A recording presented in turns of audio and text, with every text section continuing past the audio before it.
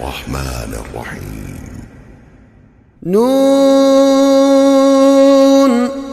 والقلم وما يسطرون ما أنت بنعمة ربك بمجنون وإن لك لأجرا غير ممنون وإنك لعلى خلق عظيم فستبصر ويبصرون بأيكم المفتون إن ربك هو أعلم بمن ضل عن سبيله وهو أعلم بالمهتدين فلا تطع المكذبين ودوا لو تدهن فيدهنون ولا تطع كل حلاف مهين هماز مشاء بنميم مناع للخير معتد أثيم عتل بعد ذلك زنيم أن كان ذا مال وبنين إذا تتلى عليه آياتنا قال أساطير الأولين سنسمه على الخرطوم إنا بلوناهم كما بلونا أصحاب الجنة إذ أقسموا ليصرمنها مصبحين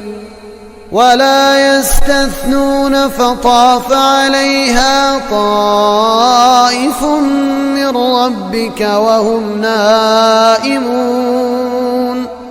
فأصبحت كالصريم فتنادوا مصبحين أن اغدوا على حرثكم إن كنتم صارمين فانطلقوا وهم يتخافتون ألا يدخلنها اليوم عليكم مسكين وغدوا على حرد قادرين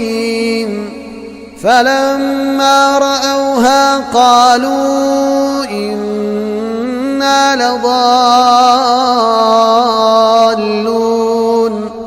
بل نحن محرومون قال أوسطهم ألم أقل لكم لولا تسبحون قالوا سبحان ربنا إنا كنا ظالمين فأقبل بعضهم على بعض يتلاومون قالوا يا ويلنا إنا كنا طاغين عسى ربنا أن يبدلنا خيرا منها إنا إلى ربنا راغبون كذلك العذاب ولعذاب الآخرة أكبر لو كانوا يعلمون إن للمتقين عند ربهم جنات النعيم أفنجعل المسلمين كالمجرمين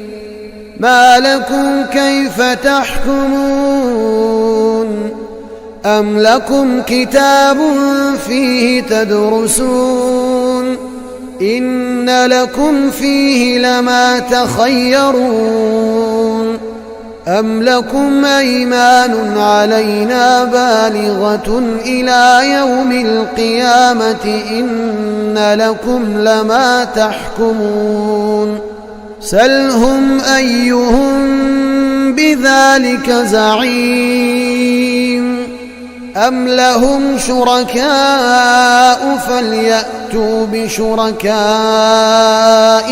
إن كانوا صادقين يوم يكشف عن ساق ويدعون إلى السجود فلا يستطيعون خاشعة أبصارهم ترهقهم ذلة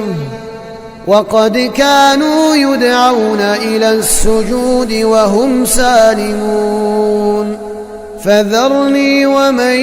يكذب بهذا الحديث سنستدرجهم من حيث لا يعلمون وأملي لهم إن كيدي متين أم تسألهم أجرا فهم من مغرم مثقلون أم عندهم الغيب فهم يكتبون فاصبر لحكم ربك ولا تكن كصاحب الحوت إذ نادى وهو مكظوم لولا أن تداركه نعمة من ربه لنبذ بالعراء وهو مذموم فاجتباه ربه فجعله من الصالحين وإن يكاد الذين كفروا ليزلقونك بأبصارهم لما سمعوا الذكر ويقولون إنه لمجنون وما هو إلا ذكر للعالمين.